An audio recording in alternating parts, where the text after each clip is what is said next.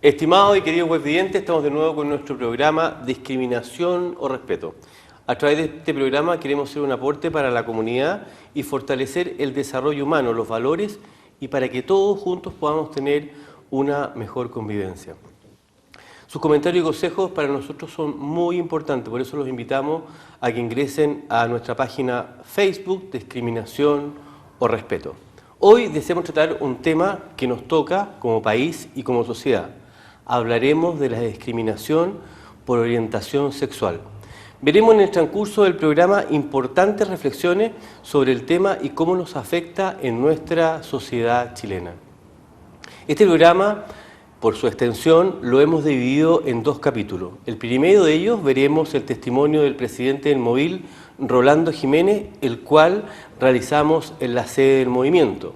Y el segundo capítulo, nuestros panelistas nos darán su opinión y análisis del testimonio. Los invito enseguida a ver el video.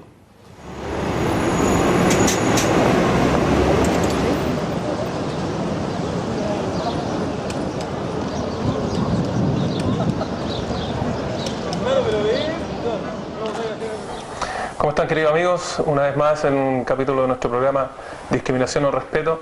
En esta oportunidad tenemos el placer y el honor de entrevistar a Rolando Jiménez, quien es director del Móvil H. De tal manera que podamos preguntarle a él y tener algún testimonio en relación al movimiento propiamente tal, pero también a la experiencia de tener una orientación sexual distinta a la heterosexual y lo que le ha significado en su vida y en general a todas las personas que tienen esa distinta orientación sexual, el enfrentar una sociedad donde son naturalmente discriminados. ¿Cómo estás, Rolando? Mucho gusto estar con nosotros. Gracias. ¿Cómo estás, Gunara? Bien, muy feliz también de poder tener esta instancia de compartir experiencia y de transmitir vivencias, que creo que es lo más importante. La discriminación no es a objetos, sino a personas. Entonces es importante que sepamos los sentimientos, las emociones y las motivaciones que generan todo tu actuar y el de las personas que a futuro vamos a entrevistar. Muy bien. Rolando, te decíamos un poco antes cuando conversamos en relación a esto que nos interesaba saber la historia de Móvil H. Bueno, el Móvil es una organización de diversidad sexual. Eso implica que en el Móvil hay gay, hay lesbianas, hay transgénero y heterosexuales. De hecho, hace muchos años participa una persona que, no solo una, pero hay una persona una de las que participa en el Móvil, de los que son heterosexuales, que es parte de la directiva del Móvil. Aquí nunca ha habido un sesgo de que para luchar por los derechos de la diversidad sexual tienes que ser gay, lesbiano, trans. Todo lo contrario, lo que tienes que hacer es compartir el ideario, el programa de trabajo, las estrategias del Móvil, y de esa manera poder participar. Y así es como en los equipos técnicos tenemos abogados, tenemos psicólogos, asistentes sociales, que no son gays, que no son lesbianas, que colaboran cotidianamente de manera voluntaria, igual que todos nosotros en el Móvil. Bueno, esa es la primera definición. En segundo lugar, el Móvil es una organización política. En este país se ha desarrollado cierta aversión a la política, confundiendo la política con los partidos políticos. Y la política es va mucho más allá, es mucho más profunda, es mucho más rica que los partidos políticos. Y las personas que vivimos situaciones de discriminación, de vulneración de derechos, ya sea por orientación sexual, por raza, por etnia, por discapacidad, origen étnico o por nacionalidad, tenemos que entender en primerísimo lugar que para cambiar las situaciones de discriminación, de vulneración de derechos, uno tiene que meterse en política, tiene que actuar sobre las instituciones de un Estado democrático, porque es la única manera de correr la cerca, de garantizar igualdad ante la ley, y por lo tanto por eso nos definimos como una organización política. Dicho eso, somos absolutamente autónomos, independientes de cualquier partido político o gobierno de turno, y eso nos permite interlocutar desde el Partido Comunista hasta los demócratas independientes, y por lo tanto el primer objeto de trabajo del Móvil son la población de diversidad sexual, ¿ya? Y esta es muy amplia, y ahí hay gente que es creyente, gente que no es creyente, hay gente que participa en política, la mayoría no, pero nosotros por lo tanto en ese contexto no podríamos casarnos con un partido, una ideología en particular, porque dejaríamos fuera de nuestras demandas o de de sus aspiraciones a la gente que no compartiera esa ideología política partidaria en particular. Entonces, por eso decimos que somos autónomos e independientes, lo que no significa que no tengamos posturas éticas y valóricas, cada uno en lo personal, ya que hay gente que milita en partidos de derecha, de izquierda, de centro, la gran mayoría no milita, hay gente que es creyente, gente que no es creyente, hay gente de distintas orígenes sociales, y por lo tanto el móvil en alguna medida es un reflejo en chiquitito de lo que es la sociedad chilena, que es muy diversa, que es muy plural,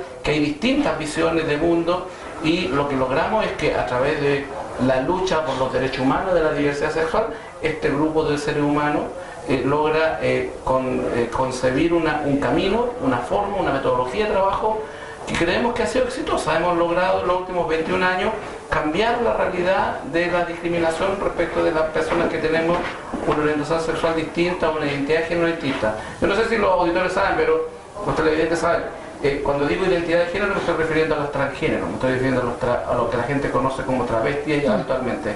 El término adecuado son, hay travestis y hay transgéneros. Entonces, por eso quiero hacer la precisión, y cuando hablo de los gays y las lesbianas estoy hablando de homosexualidad masculina y femenina. Sí.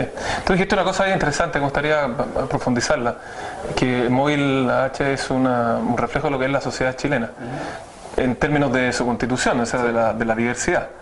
Pero no, es un reflejo respecto, hoy día, 21 años después, respecto de la diversidad y la inclusión y la aceptación de esa diversidad, porque efectivamente, por lo que tú dices, Móvil H tiene esa característica, ¿no? Acá hay gente de distintos partidos políticos, orientación política, creencias, sí, no, etcétera, lo que nos estás diciendo.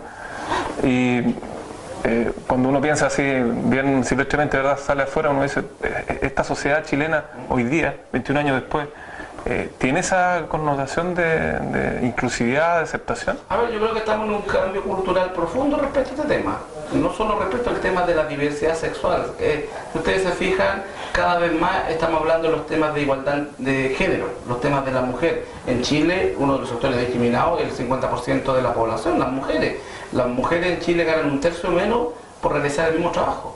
Tenemos discriminaciones por origen étnico. En la deuda histórica que tiene la sociedad chilena, el Estado chileno y nosotros los chilenos en su conjunto con los pueblos originarios, no solo con los mapuches, con los aymaras, con los pacuenses, con los rapanui, son deudas históricas que tienen que ver con esta pretensión que hubo durante muchos siglos de que éramos todos iguales, que éramos una sola raza, que éramos una sola nación. Aquí en Chile viven muchas naciones distintas, están los chilenos, están los pueblos originarios que fueron arrasados en sus derechos, en su cultura, y que hoy día están dando una pelea tremenda, y ahí hay una deuda enorme, enorme con el mundo de la discapacidad. Hoy día hay una deuda que se empieza a acrecentar con los migrantes. Por la situación socioeconómica de Chile, hoy día tenemos una migración desde América Latina muy importante para Chile. Y hay gente viniéndose desde Perú, Bolivia, de Ecuador, de Argentina, de Brasil, Colombia. Y eso está generando, por cierto, situaciones de discriminación, porque esta caricatura que hacíamos los chilenos, nosotros mismos, que éramos los europeos de América Latina. Los ingleses de Sudamérica se decía, ¿verdad? Los ingleses de Sudamérica, claro. Se contamina con estas personas de raza negra, y hoy día se están produciendo mezclas muy interesantes, y las culturas que traen los inmigrantes, por cierto, que enriquecen nuestro bagaje cultural. Ahí hay que darle la bienvenida. Además, nosotros no podemos ser tan descriteriados, tan mal agradecidos, los chilenos en general, cuando vienen los migrantes, ya sea por razones económicas, por razones de persecución política u otra, se vienen a Chile. Chile recibió la solidaridad del mundo entero durante la dictadura. Hubo millones de chilenos que salieron fuera del país para salvar su pellejo, para poder tener una pega, porque por su partido político eran discriminados, eran echados del país por la dictadura. Entonces, nosotros tenemos que devolver la mano, y por lo tanto eso implica que, por ejemplo, con los migrantes tenemos que generar cambios profundos en la legislación. No podemos permitir que a los migrantes se les denigre como se les denigra hoy día, vivan hacinados. Por ejemplo, en las 4 manzanas que son la comuna de Santiago Centro, vive una tremenda población de migrantes peruanos y bolivianos en condiciones deplorables. Y aquí el municipio no se había preocupado de eso. Yo espero que eso cambie con la nueva alcaldesa, y además hay que revisar la ley de migración, hay que revisar la legislación laboral, porque la caricatura, por ejemplo, de que los migrantes vienen a quitarnos la pega, eso es falso, de falsa absoluta. Los migrantes están haciendo la pega que los chilenos no quieren hacer. Y además de hacer esa pega que los chilenos no quieren hacer, traen toda su bagaje cultural, que precioso, que es interesantísimo. Chile hoy día tiene muchos más colores que hace 20 o 30 años y eso es muy positivo. Sergio, te hace una pregunta a raíz de lo que decías recién de lo político del movimiento. Porque obviamente esto que estás diciendo es de orden político, ¿no? Hay que ir y apretar la institucionalidad para que genere esos cambios políticos que signifiquen finalmente la aceptación y la inclusión de esas personas o la vida digna. Nosotros tuvimos la oportunidad, hicimos un capítulo, como te decía, hemos seguido la ley de la discriminación, hicimos un capítulo por discriminación por nacionalidad. Tuvimos la oportunidad de entrevistar a una persona peruana, a un joven peruano, José. Y él, entre otras cosas, lo que nos decía es que eran explotados y abusados. Exacto. Porque trabajaban y les pagaban cuando querían y como querían. Y como no tenían los papeles, entonces le decían, bueno, si no, entonces llamo a inmigración, ¿te acuerdas? Lo amenazaban. Y te vas, y te echamos, o te mandamos preso, o lo acusaban por robo. Como una manera de que ellos no cobraran su sueldo, que por lo demás era bajísimo, digamos. Entonces, hay una vertiente política importante en el movimiento, claramente. ¿Siempre fue así desde un principio? Desde un principio. Nosotros siempre, cuando fundamos el móvil, yo venía de la pelea contra la dictadura, yo estuve preso, relegado, fui torturado en la época de la dictadura, yo milité en las Juventudes Comunistas y del Mapurero Campesino, fui parte de ese grupo humano que refundó los partidos políticos, que construyó organizaciones sociales, las ollas comunes, los centros laborales en distintas zonas del país, y por lo tanto traía ese bagaje y entendí desde el primer momento que esta era una pelea primero de derechos humanos, que esto no es un tema de moral, en los derechos de los gays y las lesbianas no es un tema de la moral individual o colectiva, es un tema de derechos humanos, porque yo antes de ser homosexual, mapuche, indígena, peruano, inmigrante, soy un ser humano y por lo tanto en función de esa característica de ser humano, yo tengo deberes y derechos que el Estado está obligado a respetarme, tengo cierta dignidad, y por lo tanto siempre entendimos que esta es una pelea de derechos humanos. Y en segundo lugar siempre entendimos que la pelea se tenía que dar dentro de los márgenes de un Estado democrático. Eso significa, los que pretendan hacer política desde la marginalidad política están profundamente equivocados, no cambian nada. Y acá además entendimos en tercer lugar que este cambio era de mediano y largo plazo, porque tiene que ver con el cambio cultural. ¿Cómo haces el salto desde este movimiento contra la dictadura, donde participaste en esas organizaciones, hacia un movimiento por los derechos humanos de la homosexualidad? Porque primeramente pareciera que el movimiento es, ¿no es cierto?, tiene ese matiz del homosexual. Sí. ¿Cómo fue ese salto? ¿Cómo se dio en tu caso? Bueno, una cuestión que tiene que ver con mi historia personal. Yo asumí mi homosexualidad tarde, a los 26 años. Yo entré a militar en política contra la dictadura a los 16 años. Pero a los 26 asumí sin tapujos, sin rollo conmigo mismo el tema de la orientación sexual. Y bueno, me tocó vivir situaciones de discriminación en el partido político en el que yo militaba, en la izquierda, en el Partido Comunista. Yo me fui al Partido Comunista preso por ser discriminado por orientación sexual y de ahí que no milité nunca más. Y claro, porque el Partido Comunista era un reflejo de la sociedad de su momento, claro. Y por lo tanto también, y por eso nosotros siempre hemos dicho, la discriminación por orientación sexual e identidad de género no es privativa de los sectores conservadores políticamente hablando, es transversal. Hay discriminación en el centro, en la derecha y en la izquierda. Y por lo tanto, bueno, yo cuando tuve diferencias con la línea política el año 86-87 con el partido, con la J y el partido, lo primero que apareció para descalificarme era que yo era homosexual. Y ellos sabían que yo era homosexual porque yo vivía con mi compañero en una casa en La Pincoya. Teníamos una pura cama y yo nunca sentí que tenía que darle explicación una vez que me asumí de con qué me metía en la cama. Eso era parte de mi vida privada, porque yo en mi vida política, social, organizacional, fui siempre tremendamente responsable. Yo no fui un militante que luchó contra la dictadura desde la academia o desde un escritorio. Yo estaba armando barricadas y por eso caí preso las veces que caí preso, por eso, es más, yo volví desde Lima el año 83 con la idea de meterme al aparato militar y estuve en el aparato militar del Partido Comunista el primer año en las unidades de combate, que fue el antecedente previo a la formación del Frente Patriótico Manuel Rodríguez. Entonces, desde allí, cuando vivo esta situación de discriminación en la J. Perdona, ¿te sorprendió? ¿Esperabas tú que ocurriera eso? O sea, no estando tú inserto no lo esperaba en el sentido de que para mí la participación, mi militancia política en ese momento era, además la J con el grupo humano, era mi familia. Y uno, claro, el discurso en ese momento de la izquierda en general, no solo del Partido Comunista, era que la homosexualidad era una desviación capitalista, era un vicio burgués, un vicio del capitalismo. Y claro, cuando tú eres homosexual y escuchas eso, bueno, se te hace cuesta arriba. Es más, yo tuve muchos rollos con que no podía ser homosexual y ser revolucionario, entre comillas. De hecho, yo hubo un periodo del 76, del 80, del 76, 77, al 86 en que yo agarré mi sexualidad y me la eché en la espalda. Yo fui célibe durante 10 años porque sentía que había una contradicción entre ser homosexual y ser... O sea, ¿tú asumiste ese concepto de que era una contradicción? ¿O eras revolucionario o eras homosexual? ¿Aceptaste? ¿Lo asumiste? Acepté con los costos personales que eso tuvo, ese discurso.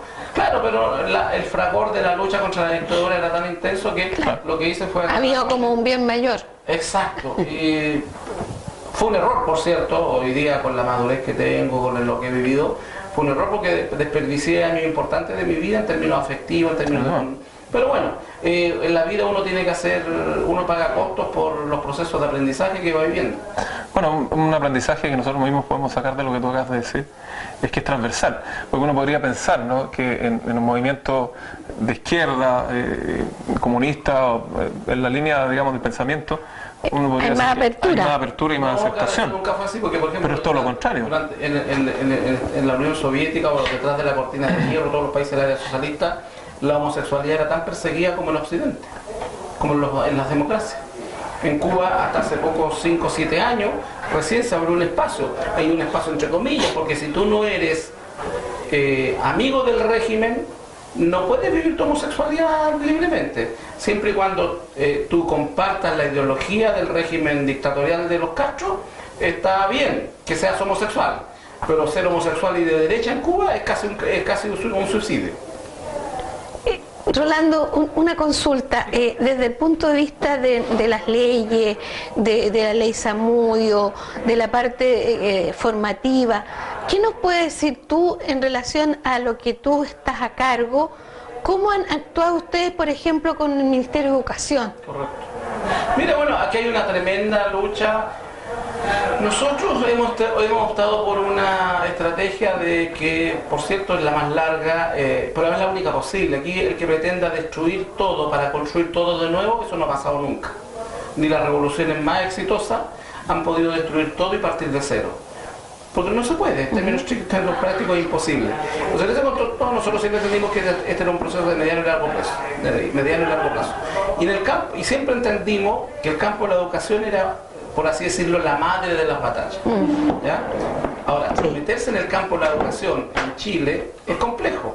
Entre otras cosas porque de la dictadura le damos un sistema educacional donde el municipio es el que regula básicamente la educación del Estado y por lo tanto tú tendrías que entrar a conversar con cada uno de los alcaldes para meter temas. En las mallas. Está más desintegrada. Está más desintegrada, claro. No hay aún hoy día, no hay una política nacional de educación sexual que incorpore, entre otras cosas, los temas de orientación sexual. Entonces, ¿qué hicimos? Nosotros hemos presionado sistemática y permanentemente a los 4 gobiernos de la concertación y al gobierno actual para que en la malla curricular, por ejemplo, de los que estudian pedagogía, se incorpore educación sexual. Ustedes me dirán que sorprendidos que no está, ¿no? No está. Los profesores, los estudiantes de pedagogía, de todas las pedagogías, no tienen en su currículo, en su malla curricular, educación sexual. ¿Y a quién le pregunta el alumno X, Z? Al profe. Ahora, ¿por qué será así? Bueno, es así porque efectivamente, no sé si ustedes recuerdan, cuando se intentó hacer educación sexual, la famosa JOC, sí. Donde se invitó desde el cura del barrio hasta el director del colegio y los padres apoderados, lo que a mí me parece insólito. No es posible que en un estado laico, ¿qué tiene que hacer un cura en clase de educación sexual? Por favor. Y en un colegio municipalizado, ¿qué tiene que ver? Pero bueno, son las realidades del intervencionismo, de la jerarquía y de las religiones en el Estado chileno. En ese momento, cuando se armó la JOCA, que además era un proceso democrático, abierto, incluso con la iglesia metida adentro, se salieron los sectores más conservadores de la iglesia católica y protestante y los sectores conservadores, políticamente hablando, a rechazar esa educación sexual, que era un proceso participativo, democrático, transparente, de empezar a llamar las cosas por su nombre. Si hoy día, por la falta de educación sexual que tenemos una tasa enorme de embarazo adolescente, altísima. Tenemos una tasa de aborto de alrededor de 300.000 al año, y abortos realizados en las peores condiciones. Y eso se resuelve con una educación sexual. La enfermedad de transmisión sexual, hoy día el VIH, SIDA y otras enfermedades de transmisión sexual, Perdona. ¿cómo se resuelven? A través de la educación. ¿Y será ese intervencionismo la razón de fondo de que no se dé? Por cierto, en absoluto. Finalmente. Y eso ha seguido hasta el día de hoy. Hoy día hay cotidianamente una presión ilegítima. Y yo que llevo 21 años, 22 años en el móvil, y que me ha tocado tramitar todas las leyes que tienen que ver con estos temas en el Congreso Nacional, puedo ver y he estado visto esa presión también en organismos internacionales. Yo estuve en el 95, 96 en la Comisión de Derechos Humanos en Ginebra, la Comisión de Derechos Humanos de Naciones Unidas. ¿Y ustedes van a creer que hay un embajador del Vaticano en Ginebra que cuando se están discutiendo proyectos al interior de la Comisión de Derechos Humanos que tienen que ver con los derechos de las mujeres, por ejemplo el tema del aborto, el tema de la diversidad sexual, ese tipo está dentro del Consejo de Derechos Humanos como embajador, y el Vaticano no es un país, No. es la sede de una religión, pero el tipo tiene rango de embajador y hace lobby, presiona, Tiene voz y voto, supongo. voz y voto. Claro. Eso es absolutamente peculiar, por decirlo suavemente. Entonces, es la presión de los sectores conservadores de la Iglesia las que no tiene hoy día sino una política de educación sexual que se haga cargo de estos temas. Y bueno, entonces en ese contexto, durante los últimos 5 gobiernos, nosotros hemos sistemáticamente, de hecho, en el gobierno Bachelet, con el ministro Vital, ministro de Educación Sí. de la época, y muchas organizaciones, incluso de iglesias, consensuamos un plan nacional de educación sexual que se iba a implementar entre 2006 y 2010. ¿Qué pasó? Llega el gobierno de Bachelet, las presiones de la iglesia se desatan con todo, y de los sectores conservadores, de la propia concertación, y ese plan de educación sexual que estaba consensuado es votado hasta Cholo Basura. Y no se hizo nada en ese plan, a pesar de que era una promesa de campaña de la presidenta que había comprometido con nosotros. Ahí estaba el manual.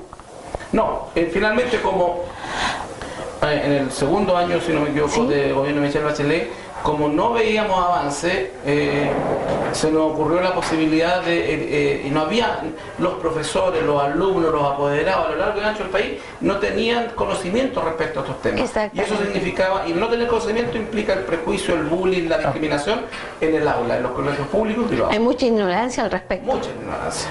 Entonces dijimos, bueno, si no hay voluntad del Ministerio de Educación de avanzar en estos temas, veamos cómo nosotros de alguna manera paliamos ese tema, lo aminoramos. Y uno de nuestros Un aporte. uno de nuestros activistas se metió, hizo un magíster en educación, o sea, estudió 2 años, y una vez que estuvo preparado, empezamos a ver cómo elaborábamos material educativo. Y bueno, finalmente logramos conseguir unos pocos pesos con la cooperación española, y eso nos permitió elaborar el manual, que además lo hicimos de una manera muy interesante, fue muy rica la experiencia. Contactamos alcaldes de distintas comunas de la región metropolitana, 10 u 11 comunas, y les pedimos la posibilidad de entrar a los colegios para hacer focus group con padres, apoderados y alumnos y los profesores de cada colegio. Por eso quería que hablaras de esto. Hay que decirlo que a esos focus group llegaban puras madres, nunca llegó un padre. Y estaban los alumnos de primero a cuarto medio y algunas apoderadas. Y con ellos grabábamos una sesión, aplicábamos una encuesta, y una vez que hicimos eso en los 10 colegios, eran 10 u 11, eran todos municipalizados, excepto uno que era un particular un subvencionado de La Granja, si no me equivoco. Fue una experiencia re linda de discusión, de conversación. Bueno, y a partir de esa experiencia quedamos claritos respecto de cuáles eran las carencias, cuáles eran los tópicos sobre los que había que informar y construir este material. Bueno, y en esto metimos al colegio de profesores, metimos a expertos en educación que evaluaran el manual antes de imprimirlo. Recibimos opiniones, y una vez que lo apoyó la Internacional de la Educación, que son, Sí.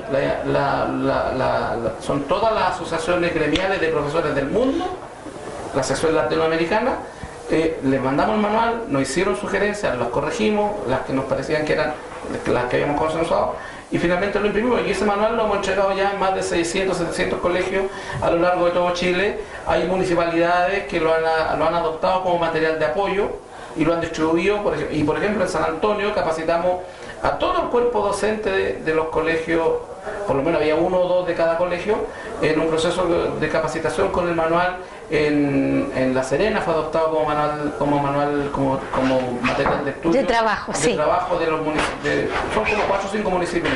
¿Cómo lograron vencer la resistencia? Porque esto es todo lo contrario a lo que estabas diciendo anteriormente, Sí. ¿no? O sea, acá lograron efectivamente no solo producir algo, sino Lo que pasa es que que se el sistema ejecutara. descentralizado de educación le da cierta autonomía a los directores. Claro. Por un lado eso es muy malo porque el director del colegio municipalizado o particular sancionado es un pequeño dictador solo en su territorio. Claro. Pero por otro lado, esa misma lógica permite abrir el espacio en aquellos directores que son buena onda. Por Se puede así ir persona a decirlo. persona, director a director, Exacto, digamos. director a director, y eso nos permite llegar a los 600 700 colegios que hay hoy día. Y el manual ha sido tremendamente valorado y con ese manual estamos capacitando a gendarmería, a carabinero. Yo he estado en comisaría con todo el personal de la comisaría porque hubieron casos de discriminación en los que participaron carabineros, donde vamos con el material, se lo repartimos y por lo tanto ha sido una tremenda experiencia. Bueno, y ahora tenemos una reunión pendiente, la segunda reunión con el ministro de Educación, y porque lo interesante que ha pasado es que las cosas han cambiado y para bien. La ley antidiscriminatoria o ley Zamudio establece en el artículo número 1, párrafo 2, que los órganos del Estado, todos, tienen que generar políticas públicas de no discriminación. Entonces, con esa ley en la mano, nos hemos reunido con el CERNAM, con la Educación, con Salud, con el Ministerio, y ahora nos estamos reuniendo con las Fuerzas Armadas, para decirles, señores, en temas de diversidad, en su área temática específica, Salud, Ejército, Marina, Educación, ¿qué van a hacer proactivamente como política pública? Para cumplir la ley. Para cumplir Claro. la ley. Y además nosotros no hemos quedado en eso, en la medida. Le hemos propuesto planes y programas de trabajo, dependiendo del área con la que estamos conversando, salud, educación o juventud. Esto es un ejemplo de lo que tú decías recién a propósito de que ni en la historia, no es posible, ni en la historia hay un hito que diga podemos destruir todo y construir todo de nuevo. Exacto. O sea, tú desde un principio has dicho, no es desde la marginalidad, no es desde la destrucción, sino de la participación y desde dentro, haciendo este esfuerzo, la propuesta. Y el ¿cierto? aporte. El aporte, y eso yo diría que el mejor ejemplo es lo que acabamos de Sí, escuchar, ¿no? Respecto sí, de este manual sí. y lo que estás haciendo. Yo lo he visto, el manual lo conozco. ¿Sí? ¿Lo has visto? Sí. ¿Lo has visto físicamente, dices? Sí. Entonces sería este el mejor ejemplo de cómo ha resultado exitoso móvil en definitiva. Yo creo que tiene que ver con eso. Nosotros pasamos de... A ver, yo tengo una profunda crítica a los movimientos sociales. Una crítica que constructiva, por cierto. En general, los movimientos sociales, sean estos de estudiantes, de mapuches, de mujeres, del tema de la cuestión temática que sea, son expertos en la protesta. Y bien, hay momentos en que los que hay protestas. Yo he terminado preso, y no fueron los gobiernos de derecha, 2 veces, porque reclamé por situaciones... una vez que nos encadenamos a la sede de la UDI para impedir que siguiera jodiendo con la ley antidiscriminatoria, y después cuando ya nos dimos cuenta que Michelle Bachelet no iba a cumplir sus promesas de campaña, Unión Civil, ley de educación sexual, un programa nacional de educación sexual y la ley antidiscriminatoria, fuimos hicimos una manifestación en un encuentro mundial de líderes progresistas con un lienzo que decía presidente Lula, explícale a la presidenta Bachelet que es ser progresista. Terminamos todos presos. Entonces yo no le tengo miedo a la movilización. De hecho, peleé con armas en la mano contra la dictadura. ¿Ya? Este no es el contexto actual, pero la movilización es una de las formas de herramienta. La protesta es una de las formas. Y la herramienta de la protesta, de la movilización, hay que ocuparla cuando el diálogo ya no es posible. Cuando tu interlocutor no quiere entender que te está vulnerando de manera grave y feroz tus derechos. Y nosotros hemos privilegiado la propuesta, el diálogo, el debate, y no nos quedamos en la vereda del frente del ministerio gritándole: ustedes son unos tal por cuales nos discriminan. No, cruzamos la puerta, le golpeamos la puerta y le ponemos una propuesta viable. Porque además está la lógica desde los movimientos sociales, y una de las cosas que critico, del todo o nada. Cuando uno presenta un petitorio para negociar, entiende que ese petitorio tiene 10, 15 puntos.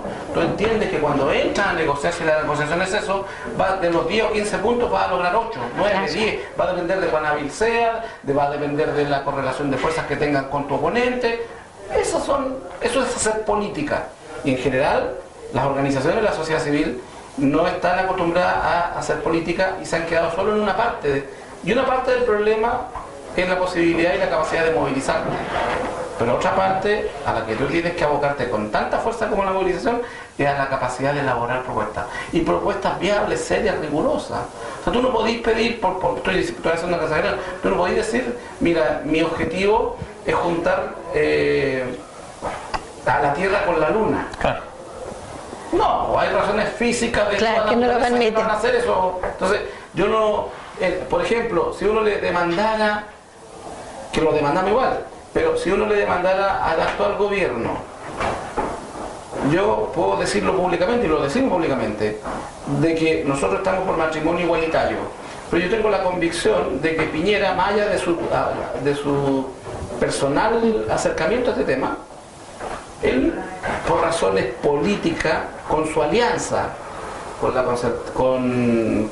la UDI, con el RN, no va a mandar un proyecto de ley de matrimonio igualitario, aunque él se lo crea, porque él tiene una coalición que se opone mayoritariamente a No eso. se lo permitiría. No se lo permitiría. Entonces yo, cuando Piñera manda un proyecto de ley de uniones civiles, yo lo aplaudo, lo felicito porque corre la cerca.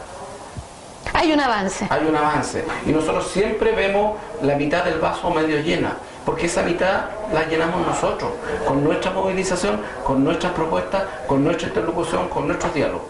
Ahora, ¿eso es una actitud propia tuya? Es decir, ¿es algo que siempre has tenido o fue algo que tú fuiste desarrollando, te fuiste dando cuenta a partir justamente de lo que te tocó vivir en los años 80? Bueno, aquí hay un poco de aprendizaje de la lucha contra la dictadura. Yo he aplicado a la construcción del movimiento homosexual y a cómo hacemos las cosas lo que aprendí, sin ninguna duda, con el tema de la lucha contra la dictadura. He aplicado los conocimientos, la experiencia que aprendí, y eso sin duda sirvió.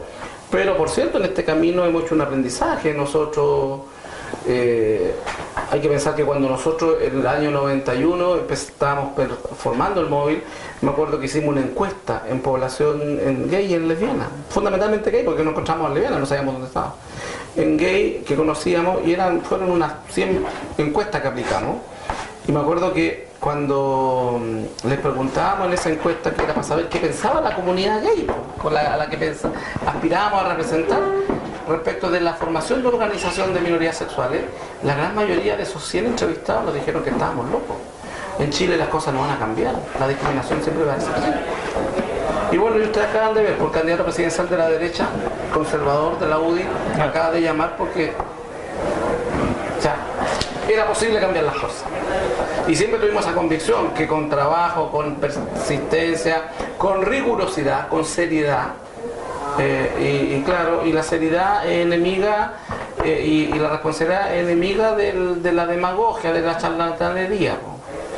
Y yo por lo menos en lo personal siempre he sido tremendamente riguroso, y yo no me meto en nada que no esté dispuesto a llevar hasta el final. Así es mi vida. En ese sentido yo soy del todo nada, yo en lo personal. O sea, yo no me meto a medias en las cosas, nunca. Ni en las cuestiones amorosas, ni en las cuestiones políticas, ni en las cuestiones sociales. Las cosas no las entiendo a medias. Sí, pero desde la seriedad, por lo que tú dices, ¿no? Así como de decir, si esto me puedo comprometer de esa manera, lo hago, si no, no lo hago. Porque entonces te saldrías a la mitad o dejarías todo votado. Exactamente, ¿cierto? Ahora, pareciera ser ese el principal factor de positivo de ustedes, ¿no? De fortaleza, el hecho de que han sido rigurosos. Yo escucho, por ejemplo, lo que tú decías recién, hacen encuestas, hacen focus group, es decir, reúnen a distintas personas, Claro. crean cosas, hacen una propuesta, van con no solo con un pepetitorio, con una propuesta. No conozco en lo personal otra forma de hacer las cosas si no es de manera profesional. Yo no tengo ninguna formación académica. Recién este año me metí a estudiar Derecho en marzo, a finales de marzo, y tuve que congelar porque el móvil me come todo el tiempo. Sí. Entonces, bueno, espero tomarlo el próximo año.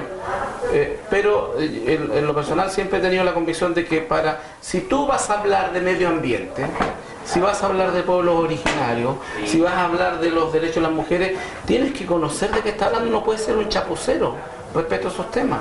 Tienes que ser riguroso. Yo no puedo decir la discriminación en Chile es feroz. Ya, es una frase re bonita. Pero tengo que ponerle números, tengo que ponerle rostro, cómo funciona, cuáles son los códigos sobre los cuales se construye esa discriminación por orientación sexual, por discapacidad. Yo tengo que entender las bases de cómo opera la mentalidad cultural de nuestra sociedad, en la que se afinca la discriminación por orientación sexual. ¿Y cuál es mi conclusión respecto a eso? Bueno, es la cultura judío-cristiana la que le otorga determinados roles a la sexualidad, la que construye esta visión patológica, discriminadora respecto de los homosexuales. Y en algún momento eso se hermana con la ciencia.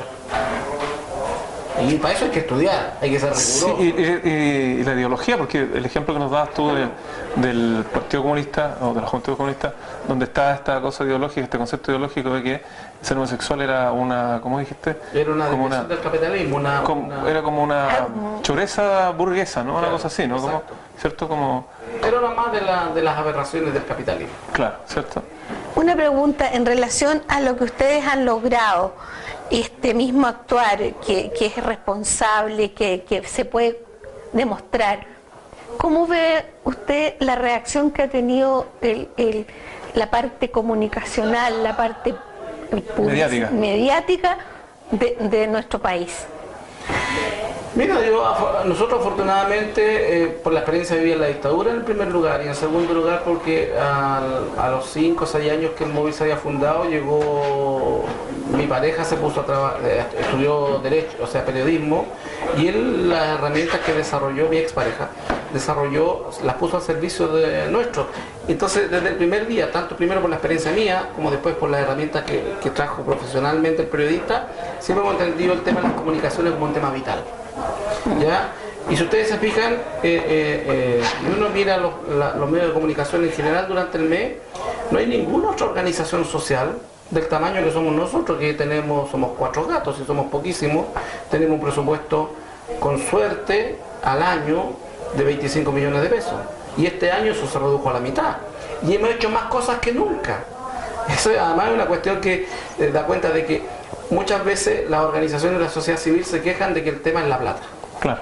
No, señores, el tema no es la plata, el tema es tener un programa, una estrategia y tener las convicciones de que las cosas muchas veces se resuelven con gestión. Por ejemplo, mañana tenemos la Gay Parade, 4 escenarios en el Paseo Bulnes, 4 amplificaciones, baños químicos, vallas papales, una cantidad enorme, son 50.000 personas. Saben que todos los escenarios y todas las amplificaciones, excepto uno, los conseguimos con los mismos DJs que van a ir a tocar. Se ponen unos con un escenario, otros con la amplificación. Así se hacen las cosas. Y se puede hacer un acto masivo con 60.000 personas, con 4 escenarios, 4 amplificaciones, con nosotros del presupuesto nuestro, porque este año tenemos menos plata que nunca, vamos a gastar 2 millones de pesos, más o menos. Y un tremendo acto, es inmenso. Entonces, en ese contexto, el móvil entendió desde el primer día la necesidad de tener una política comunicacional. ¿Ya? Y dentro de esa política comunicacional, una de las cosas más importantes es que cada vez que tenemos un logro, aunque sea chiquitito, nosotros lo destacamos. Porque entendemos y tenemos la convicción, la certeza, porque lo vivimos en el día a día, que ese logro costó sangre, sudor y lágrimas. Entonces por eso siempre vemos la mitad del vaso lleno. Nosotros lo vamos llenando cada día. Y claro, hoy día corremos la cerca 5 centímetros, mañana 30, 40. Y así. Tú no podías agarrar la cerca y correrla toda de un paraguaso. Porque tenías en contra la iglesia, los poderes fácticos, los medios de comunicación que son manejados todos por la derecha. Y a pesar de eso hemos logrado cierta complicidad, no con los dueños de los medios de comunicación, pero sí con los editores, sí con los periodistas. Y siempre es posible filtrar la denuncia del móvil, siempre es posible filtrar la propuesta que estamos haciendo. ¿Ya? Y hemos ido, en el tema comunicacional, hemos ido construyendo complicidades con los medios. Porque además hacemos la pega, po. Y hoy día es de tal nivel el trabajo que tenemos, que lo que nosotros hacemos hoy día es noticia. Desde el punto de vista comunicacional es noticia. Entonces cualquier medio de comunicación que se debe a ese mismo, la tarea de publicar la noticia. Tiene la obligación. Claro. Tiene la obligación porque es parte de su negocio. Exactamente. Y claro, hay momentos en que nos intentan invisibilizar. Por ejemplo, el Mercurio y la Tercera a nosotros nos dan tupí y parejo, nos invisibilizan. Yo me reuní hace menos de un mes con el comandante en jefe del ejército. Eso es primera plana en cualquier parte del mundo. Sale. En cualquier parte del mundo que una organización de minorías sexuales se reúna y esté negociando y hablando de la homosexualidad en el ejército, es noticia de primera plana. Aquí el Mercurio en una caluguita de este porte. estoy seguro que si se dio otro personaje con apellido rancio, probablemente habría tenido titular. Un poquito más grande a lo mejor también. Porque el clasismo también funciona con nosotros. Y nosotros tenemos que luchar contra ¿Qué otro tipo de discriminación? Claro, contra el clasismo, la homofobia, ¿cómo se llama? El desprecio de los que están ideológicamente en sectores conservadores. Y hoy día hay mucha gente de la clase política, de izquierda a derecha, que nos aborrece, pero nos respetan. Están fritos. Hoy día no nos pueden pasar por encima. Claro. Y hace rato que en realidad no nos pueden pasar por encima. Tú mencionabas hace un poquito rato la convicción, ¿no? Una de los elementos de esta fórmula que ha llevado a Móvil a llegar hasta este punto es, como decías tú, el profesionalismo, la rigurosidad, pero también la convicción. ¿De qué se alimenta tu convicción? O sea, más humanamente, digamos, más efectivamente, ¿de qué te alimenta? ¿De qué se alimenta? Y en eso yo creo que mientras mantengamos eso ahí, el Móvil va a seguir siendo lo que es. Se alimenta cotidianamente del dolor que nos toca vivir. Todos los días tenemos casos de discriminación, desde el caso de Daniel Zamudio hasta el chico que la semana antepasada su pareja se enfermó gravemente, la familia evangélica no lo dejaba ver, pusimos un recurso de protección, finalmente lo amenazamos, tuvimos que amenazar a la familia evangélica con un escándalo para que él pudiera participar, digamos, y todos en patota, con bandera, al funeral. Y logramos que este chico que tenía 3 años de convivencia con su compañero, finalmente murió. De eso nos alimentamos. De esa convicción del dolor que vivimos todos los días cuando llegan cabros que aquí lo han echado de sus casas los papás porque son homosexuales y son 7, 10 casos en el año y aquí están llegando hoy día 7, 8, 10 casos semanales. Claro, algunos son tonteras o no son tonteras, pero legítimamente los chicos o chicas creen que es gravísimo lo que les pasó y no, bueno, son cuestiones menores ante, por ejemplo, lo que les pasó a Daniel Zamudio. O sea, y eso, el lunes me voy a Valparaíso porque me a presentar una querella porque un neonazi agredió a 2 lesbianas, lesiones graves, y claro, el tipo estuvo preso 1 semana y media y ya salió en libertad. Bueno, va a presentar una querella por lesiones graves para volver a meterlo en la capacha. Y eso es lo que estamos viendo. Entonces, ante tamaña vulneración de derechos, ante el dolor que vive esa gente, que lo relata en primera persona, lo vemos todos los días, uno no puede decir mañana voy a la reunión o no voy o esta gestión no la hago. Imposible, por lo menos para nosotros es imposible. De eso nos alimentamos. Sí, bueno, y eso explica la fuerza que han tenido, la constancia y la... Sí, porque yo me imagino que en 21 años tú personalmente tienes que recibir una cantidad de... O sea, no solo estar preso, sino que una cantidad de resistencia, de ofensas, insultos, ataques. Y un desgaste también personal. Un desgaste gigantesco. No, mira, yo en lo personal, yo estoy feliz con lo que hago. Hace 2 años nomás que yo dejé todos mis trabajos y yo trabajé 12 años, no empecé ingeniería electrónica. Cuando me retiré negocié y tuve una plata que la deposité en fondos mutuos, yo saco las ganancias de eso y además tengo una pensión por haber sido víctima de la tortura y con eso vivo. Entonces hace 2 años me dedico entero al móvil, las 24 horas del día, de lunes a domingo, los 365 días del año y lo paso bien, lo hago, me gusta lo que hago, siento que estoy colocando un granito de arena y además tengo un equipo de gente precioso. ¿Cómo te sientes cuando logran efectivamente un granito de arena, cuando logran tienen un logro aunque sea pequeñito? ¿Cómo te sientes personalmente? Bueno, yo la satisfacción de hacer bien las cosas, pero no es una satisfacción que vaya por el lado personal, sino que es una satisfacción que tiene que ver con que logramos una herramienta más, un espacio más, para que no pase lo que tenemos que ver toda la semana, o pase menos la discriminación. Para evitar el dolor de tanto. Exacto. Tiene que ver con eso la satisfacción. Te agradecemos, yo creo que podríamos estar mucho más tiempo con el testimonio que nos has dado. ¿Qué es lo que nosotros buscamos? Nosotros partimos, fíjate, el programa siempre, como lo hacemos en un estudio, tenemos un otro compañero que es nuestro moderador y él presenta el programa, etcétera. Y él siempre parte leyendo el primer artículo de la Carta Fundamental de Derechos Humanos. La Declaración Universal. La Declaración Universal. Sí. Que dice, ¿cierto? En una línea, todos los seres humanos nacemos iguales en derechos y dignidad. Y partimos siempre, cada capítulo partimos con concepto porque es lo que nosotros pretendemos justamente llevar a promover, ¿no? Que somos todos iguales per se. Y luego la diversidad, que es una cosa completamente distinta, pero a nivel de derecho y de dignidad somos todos iguales. Y encontrarnos con una persona que hace carne eso, ¿no? Y que lucha por eso, con toda la fuerza que tú nos has demostrado, que además tienes esta historia que yo creo que la mayoría de la gente no conoce, que hayas participado en contra del régimen, ¿verdad?, en una institución que era muy militarizada por lo demás.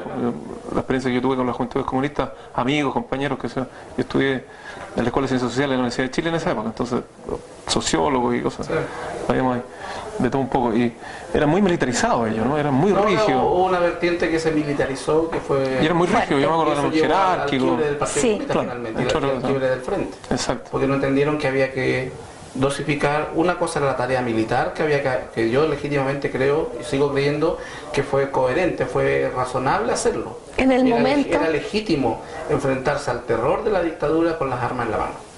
Si eso no hubiese pasado, no habríamos salido de la dictadura. Yo en ese sentido reivindico mi paso por ahí, no me arrepiento en ningún momento de mi rol, el granito de arena que coloqué en la lucha contra la dictadura.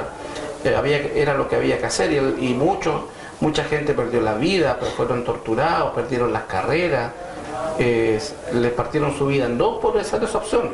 Y esa gente se merece todo mi respeto, y en una circunstancia similar yo volvería a estar en contra de la dictadura. O sea, sin ninguna, fuera hasta la izquierda o de derecha. cualquier Porque dictadura. no hago distinciones, para mí no hay doble estándar.